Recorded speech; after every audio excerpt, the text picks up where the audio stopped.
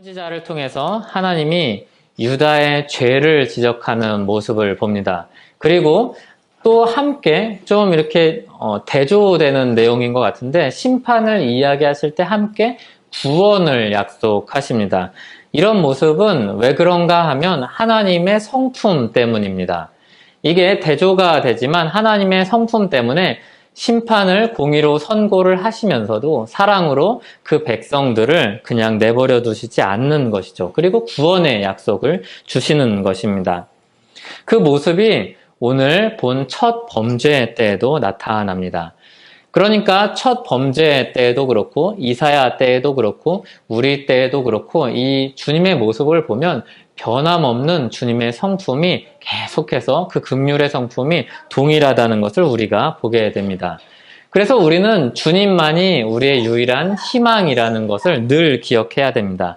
그분이 긍휼하신 분이기 때문에 우리에게 희망이 된다는 사실을 늘 기억해야 됩니다. 오늘 말씀은 어둠 속에서 우리에게 빛을 비추신 첫 사건입니다.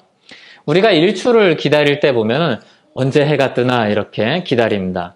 그게 뜨기 전까지만 해도 언제 뜨나 이렇게 생각이 듭니다. 그런데 머리를 조금 이제 수평선 위에 조금 빼꼼히 이렇게 내밀 때 잠깐 딴 생각하고 잠깐 졸면 기다리다 힘들어서 잠깐 졸면 금방 하늘 위로 떠버리죠. 우리가 사진 찍으려고 기다리다가 금방 떠버려서 이렇게 우리가 사진에서 보는 그 그림 찍기 어려울 때가 있습니다. 하루 종일 기다렸는데, 그런데 주님의 긍휼이 세상을 비추는 것이 꼭 그와 같습니다. 언제 오시나, 주님의 약속이 언제 이루어지나 이렇게 기다리다가 어느새 금방 그렇게 주님의 긍휼이 우리 가운데 나타나서 이 세상을 비춥니다.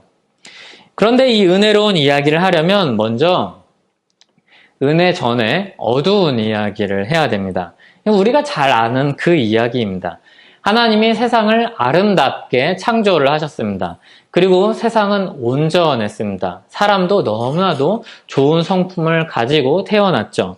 그런데 사탄이 뱀을 통해서 사람에게 접근합니다. 아주 은밀하게 다가가서 거짓말로 사람의 마음을 흔듭니다. 뭐라고 거짓말을 하죠? 결코 죽지 않는다. 그리고 하나님과 같이 된다. 이렇게 계속해서 이야기를 합니다. 그 말이 사람의 마음에, 여자의 귀에 계속해서 맴돕니다. 그리고 그 말을 생각하면서 하나님이 금지하신 나무를 보니까 너무 먹고 싶은 겁니다. 너무 좋아 보이죠. 그것만 먹으면 다 될 것 같은 겁니다. 그래서 욕심이 나서 열매를 따먹습니다. 곁에 있던 아담도 함께 먹습니다. 그러니까 눈이 밝아졌습니다. 이거는 눈이 나쁜 사람이 안경을 쓰니까 더 잘 보여졌다 이런 느낌이 아니라, 이런 말이 아니라 그 전에 보지 못하고 느끼지 못한 것을 느끼게 된 겁니다. 그래서 무엇이 생겼냐면 이전에는 없던 수치심과 두려움이 생겼죠. 눈이 밝아졌는데 오히려 더 나빠진 것이죠. 보지 말아야 될 것, 생각하지 않아야 될 것을 보게 된 겁니다. 그리고서 나뭇잎으로 옷을 만들어 입습니다. 하나님이 이들을 찾아오십니다. 하나님이 찾아오십니다. 아담과 하와는 숨습니다. 이전과 달리 하나님을 대하기가 두려운 겁니다. 하나님이 두려워졌습니다. 이전엔 분명히 좋으신 하나님이었는데 이제는 무서운 하나님이 됐습니다. 하나님이 말씀을 하십니다. 내가 어디 있느냐? 아담이 대답을 합니다. 내가 벗었으므로 두려워하여 숨었나이다. 하나님이 말씀을 하십니다. 누가 너의 벗었음을 내게 알렸느냐? 내가 내게 먹지 말라 명한 그 나무의 열매를 내가 먹었느냐? 아담이 대답하죠. 하나님이 주셔서 나와 함께 있게 하신 여자, 그가 그 나무 열매를 내게 주므로 내가 먹었나이다. 참고로 여기 여자는 이렇게 우리가 흔히 이야기하는 보통 명사로서의 여자가 아니라 고유 명사로 이야기하는 여자입니다. 여자가 이름이었습니다. 히브리어로 여자는 사람의 여성형입니다. 그래서 아담이 여자를 보고서 진짜 사람이네? 나랑 똑같네? 이거를 여성형으로 말한 게 여자입니다. 그러니까 모든 사람을 다 가리키는 게 아니라 여기는 하와 한 사람을 가리키는 겁니다. 굉장히 배신감 느끼죠. 이제 남편이 문제가 생겼는데, 이제 옆에 있는, 여자 부인, 아내에게 책임을 돌리는 겁니다. 아담은 사실은 엄밀히 따지면 두 대상에게 배신을 하는 겁니다. 여기서 뭐라고 이야기하죠? 하나님이 주셔서 나와 함께 한 여자입니다. 그러니까 두 대상을 한꺼번에 이제, 욕되게 하는 거죠. 변명을 이제 하다 안 되니까 아내를 총알바지로 이렇게 내세운 거죠. 굉장히 나쁘죠. 이게 이제 죄의 본성입니다. 하나님이 내가 어디 있느냐 말씀하셨습니다. 이 말씀은 본래 아담이 있어야 될 곳에 있지 않다는 것을 지적하는 말씀입니다. 그래서 하나님은 기회를 주시는 것이죠. 너 잘못됐어. 너 거기 있으면 안 돼. 라고 이야기하면서 돌아와야 된다라고 말씀을 하시는 겁니다. 그래서 지금 선 자리가 죄의 자리다. 지금 죄의 길로 가고 있다라고 지적하시는 겁니다. 그래서 내가 어디 있느냐 이 말씀은 첫째로 그가 죄악의 자리에 서 있다는 것을 깨닫게 하는 말씀입니다. 있어야 될 곳이 아니라는 것을 확인시켜주는 말씀입니다. 그리고 내가 어디 있느냐는 이 말씀은 둘째로 그 자리에서 나오라는 말씀입니다. 다시 하나님께로 돌이키라는 말씀입니다. 그런데 아담은 딴소리를 하죠. 타락한 사람의 전형적인 모습을 따라서 이거는 아주 어린아이들에게도 나타나는, 가르쳐주지 않아도 나타나는 모습입니다. 죄의 책임을 회피합니다. 내가 벗었으므로 숨었다고 말하고, 그러니까 하나님은 더 직접적으로 묻죠.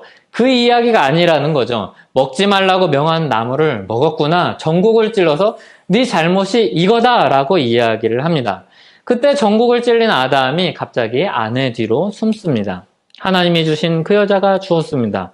아담은 자신을 구하기 위해서 한 말이었는데 순식간에 그냥 궁여지책으로 한 말이죠. 순식간에 하나님과 아내 모두를 적으로 만듭니다. 죄에 빠진 사람의 모습이죠. 다 자신을 위해서, 자신의 필요에 의해서, 자신의 생존을 위해서 적으로 만드는 겁니다. 하와는 다른가? 하와도 크게 다르지 않습니다. 하나님이 하와에게 물으십니다. 내가 어찌하여 이렇게 하였느냐? 하와가 대답하죠. 뱀이 나를 꿰물어 내가 먹었나이다. 아무도 잘못했다고 말하는 사람이 없습니다. 자기 죄를 느끼고 심판을 두려워하는데 회개를 하지는 않습니다. 하나님이 이들에게 죄에 따른 심판을 선언하십니다. 먼저 뱀에게 말씀하시죠. 내가 모든 가축과 들의 모든 짐승보다 더욱 저주를 받아 배로 다니고 살아있는 동안 흙을 먹을지니라. 뱀이 흙을 실제로 먹지는 않기 때문에 이것은 기어다니면서 그 먼지 구덩이 속에서 살면서 사는 비참한 모습, 그리고 그 비참한 처지를 선언하는 말씀입니다. 그렇게 비참하게 살아야 될 것을 선언하는 말씀입니다. 그리고 뱀과 여자의 관계에 대해서 말씀을 하십니다. 내가 너로 여자와 원수가 되게 하고 내 후손도 여자의 후손과 원수가 되게 하리니 여자의 후손은 내 머리를 상하게 할 것이요 너는 그의 발꿈치를 상하게 할 것이니라. 원수된 관계가 이렇게 되는 것입니다. 또 여자에게 말씀을 하십니다. 임신하는 고통을 더하고 수고하여 자식을 낳습니다. 그리고 남편과의 관계에서도 서로 분쟁하는 관계가 됩니다. 서로 돕는 관계, 함께 똑같은 사람으로서, 그리고 함께 이 땅 가운데서 주님의 일을 해나가야 될 사람인데 서로 분쟁하는 관계가 됩니다. 마지막으로 아담에게 말씀하시죠. 수고해야 먹고 산다고 말씀을 하십니다. 이전에는 그냥 말하자면 씨를 그냥 대충 뿌려도 나무가 막 크고 그리고 열매가 주렁주렁 맺혀서 막 따먹을 수 있는데 이제 땀을 흘려야지 먹을 수 있고, 땀을 흘려도 우리가 생각한 것보다 소출이 잘 안 나는 겁니다. 그리고 마지막에 19절에 결정적인 말씀을 하시죠. 너는 흙이니 흙으로 돌아갈 것이니라. 생명의 공급자이신 하나님으로부터 이제 단절되었다는 겁니다. 그래서 이제 그 생명이 영원하지 않다는 겁니다. 계속해서 살아갈 수 있는 힘을 잃어버렸다는 겁니다. 이제 죽음에 이르게 되었다는 겁니다. 모든 관계가 깨어지고 어그러져서 이 땅 가운데서 사는 것도 고통이요. 그리고 결국에는 흙으로 돌아가는 비참한 인생이 되었다는 겁니다. 모든 인생은 이런 투쟁 속에서 살다가 죽습니다. 죄로 인해서 세상에서 찾아온 절망입니다.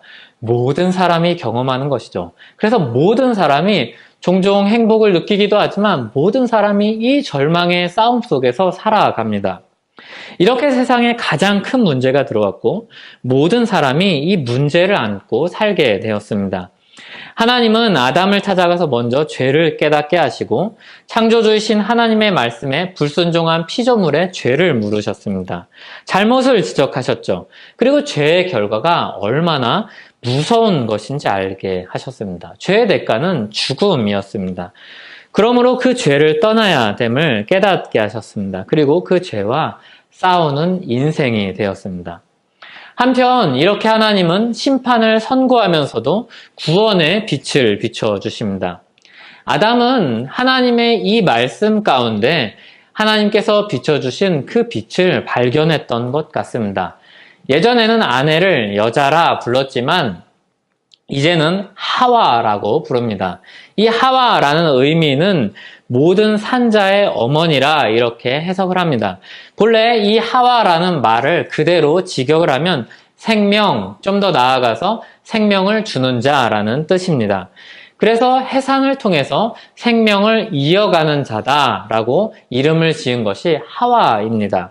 그러니까 아담은 이 하와를 통해서 무엇을 보는가 하면 하나님이 우리를 다 죽게 만드셨는데 우리는 그냥 다 죽는 존재인데 그냥 죽게 내버려 두시지 않고 계속해서 생명을 이어가게 하시는구나, 이 은혜를 본 것입니다. 그래서 이 하와를 보고 하나님의 뜻을 발견하고 하나님의 은혜를 발견하고 거기서 생명이라는 이름을 가진 아내에게 그렇게 이름을 붙입니다. 여자의 후손을 통해서 그리고 사탄의 머리를 상하게 할 날이 이르기를 기대하는 것입니다. 생명을 계속해서 이어가고 우리를 망가뜨린 그 사탄의 머리를 깨뜨릴 완전히 승리할 그날을 바라보게 한 것입니다. 사람들이 사탄의 꼬임에 빠진 이후로 사람들은 계속해서 그 거짓말에 속아서 삽니다. 사탄은 죄에 빠진 사람들의 마음을 계속해서 죄의 길로 밀어 넣습니다. 그런 의미에서 사탄은 세상의 임금입니다. 성경에서 이야기하는 것처럼 세상의 임금입니다. 왜냐하면 모든 사람들이 이 사탄의 꼬임에 빠져서 그 가운데 그 지배를 받고 살기 때문입니다. 아무리 좋은 일이 있어도 그 틀 안에서, 그 지배 안에서 벗어날 수 없기 때문에 성경은 세상의 임금이라 이렇게 표현합니다. 물론 모든 주권은 하나님께서 쥐고 있습니다. 하지만 죄 아래에 있다는 모습을 표현하기 위해서 사탄을 가리켜서 세상의 임금이라 이렇게 이야기를 합니다. 그렇지만 진정한 주권자이신 하나님께서 이 지배 아래 내버려 두시지 않고 그보다 강하신 분이 여자의 후손에게 나셔서 그의 나라를 정복하게 하십니다. 사탄의 나라를 잠깐 내버려 둔 나라, 사탄의 지배 아래 잠깐 고통 속에 있는 그 나라를 영원히 내버려 두시지 않고 예수님을 통해서 그 나라를 정복하게 하십니다. 사람의 머리를 사탄에게 내어주지 않으십니다. 사람의 발꿈치만, 그리고 예수 그리스도의 발꿈치만 상하게 하십니다. 생명을 계속해서 이어가게 하시죠. 그리고 주님의 긍휼이 계속해서 이어가게 하십니다. 즉각적이고 완전한 멸망으로 인류를 끝내지 않으십니다. 가인이 살인하였을 때 셋을 주셨습니다. 노아의 때 악이 가득했는데 노아의 식구를 남겨두셨습니다. 이스라엘이 범죄의 소굴로 변해버렸을 때 사사시대에도 이새의 줄기를 남겨두십니다. 아수르에서 북이스라엘이 사라질 만큼 죄가 관영했을 때, 바벨론에 의해서 남유다가 포로로 잡혀갈 때에도 하나님은 사람들을 남겨두셨습니다. 그리고 그 그루터기만 남은 것과 같은 그 자리에서 이새의 줄기에서 그 자리에서 새싹을 틔우게 하시고 여자의 후손 가운데 구원자를 보내주셨습니다. 죄로 인해서 계속해서 범죄하는 사람들의 역사 가운데서 또 다른 역사가 있으니 주님의 역사가 있습니다. 계속해서 사람의 역사는 죄를 짓고 거듭해서 주님을 떠나가고 그 죄가 더욱더 커지는 그런 역사를 사람이 만들어가는데 주님은 그 가운데서도 포기하지 않으시고 계속해서 생명의 역사를 이어가게 하십니다. 거기서 구원의 역사를 보게 하시고 끊임없는 이 싸움의 역사와 죽음의 역사 가운데 희망을 주십니다. 하나님의 때가 차서 그리고 여자의 후손에서 예수 그리스도를 나게 하십니다. 그게 갈라디아서 4장 4절에서 5절입니다. 때가 참에 하나님이 그 아들을 보내사 여자에게 나게 하시고 율법 아래 나게 하신 것은 율법 아래 있는 자들을 속량하시고 우리로 아들의 명분을 얻게 하려 하심이라. 아멘. 여기 속량하다는 것은 값을 주고 밖으로 꺼내다는 뜻입니다. 그래서 이 말을 해석하면 자유롭게 한다는 겁니다. 죄에서 사람들을 건지시기 위해서, 죄에 사로잡혀 있는 사람들을 건지시기 위해서 여자의 후손을 통해서 이 약속된 한 사람 예수 그리스도를 보내주십니다. 그리고 그리스도를 믿어서 그 예수 그리스도 안으로 들어간 사람이라면 누구든지, 예수 그리스도를 믿는 사람이라면 누구든지 그 안에서 그 죄의 속박에 있던 그 사람들이 자유롭게 풀려나는 은혜를 주십니다. 죄의 형벌로부터 자유롭게 하는 은혜를 주십니다. 우리를 속량하시기 위해서 오신 예수 그리스도가 여자의 후손임을 아는 사람들이, 그래서 창세기 3장 15절을 보면서 원시 복음이라 이렇게 불렀습니다. 이미 첫사람이 타락한 그때 하나님은 심판과 함께 구원의 복음을 우리에게 주셨습니다. 이것이 성인들에게 하는 설교이기 때문에 논리적인 설명을 하고 역사적인 근거를 제시하고 성경에서 어떻게 말하는지 이야기를 하지만 좀 그래서 복잡하게 느껴질 수 있지만 사실 이 복음의 진리는 아이들도 이해하는 진리입니다. 어떤 목사님이 중학교 2학년 학생에게 물었다고 이야기를 합니다. 이 학생은 성경을 많이 읽었을 뿐 체계적인 교육을 받지 않은 학생이었습니다. 그런데 창세기 3장 15절을 읽고 여자의 후손이 누구인지 아니? 물으니까 이 아이가 대답했다고 합니다. 아, 예수님이시죠? 어떻게 알았냐고 이야기하니까 성경을 계속 읽으니까 알게 되던데요? 라고 대답을 했다고 합니다. 굉장히 신기한 이야기죠. 논리적으로 설명을 하지는 않아도 성경을 계속해서 읽으면 이 이야기가 이 후손이 결국 예수님을 이야기하는 것이구나, 이것을 깨닫게 된다는 것입니다. 굉장히 이게 이상한 이야기 같지만 이 아이가 똑똑해서 알게 된 것 같지만 그렇지 않습니다. 주님이 알게 해주셔야지, 베드로가 고백했을 때 주님이 말씀하셨던 것처럼 성령 하나님이 깨닫게 해주셔서 그 고백을 하게 하는 것입니다. 아무리 똑똑한 사람도 아무리 열심히 연구를 해도 이것이 예수 그리스도라는 사실을 모르는 사람이 얼마나 많은지 모릅니다. 주님께서 이 말씀을 우리에게 복음으로 듣게 하시는 것은 정말 주님의 은혜입니다. 영적인 주님의 능력입니다. 주님께서 우리에게 이 사실을 깨닫게 해주시지 않으시면 우리는 절대로 이것을 알 수가 없습니다. 아무리 잘 설명해도 수많은 근거를 제시해도 믿을 수가 없습니다. 오늘은 성찬이 있는 주일입니다. 제자들이 예수님이 제정하신 이 성찬을 행할 때마다 아마 이 경험을 했을 것입니다. 먼저 자신의 죄성을 보았을 것입니다. 아담과 하와가 경험하고 느끼고 우리에게 보여주었던 그 죄성을 보았을 것입니다. 성찬은 주님을 기념하는 식탁입니다. 십자가에 달리신 주님을 떠났던 제자들을 다시 찾아오셔서 나누게 하신 식탁입니다. 물론 그 제정은 그 이전에 있었죠. 하지만 주님은 이 배반했던 제자들을 하나하나 찾아가셔서 다시 부르시고 이 식탁에 참여하게 하셨습니다. 주님을 배반한 자신들을 언약의 피로 그 귀한 식탁에 앉게 하셨습니다. 그래서 이때 제자들은 자신을 돌아보지 않을 수 없었습니다. 이 식탁에 대할 때마다 주님의 십자가를 생각할 수밖에 없었습니다. 말하자면 주님을 배신한 사람이 주님을 기념하는 자리를 가지는 것입니다. 제자들이 모였습니다. 사람들이 보기에 어떻겠습니까? 주님을 그렇게 끝까지 쫓아갔던 사람들이 모인 게 아니지 않습니까? 주님을 다 배반한 사람들이지 않습니까? 말로는 그렇게 주님을 쫓아가겠다고 이야기했는데, 다짐했는데, 이상한 모습이죠. 그런데 그 거룩한 자리로 주님이 하나하나 찾아가서 다시 붙잡고 그 자리로 이끌어 주신 것입니다. 그 주님의 긍휼에 겸손해지지 않을 수 없었을 것입니다.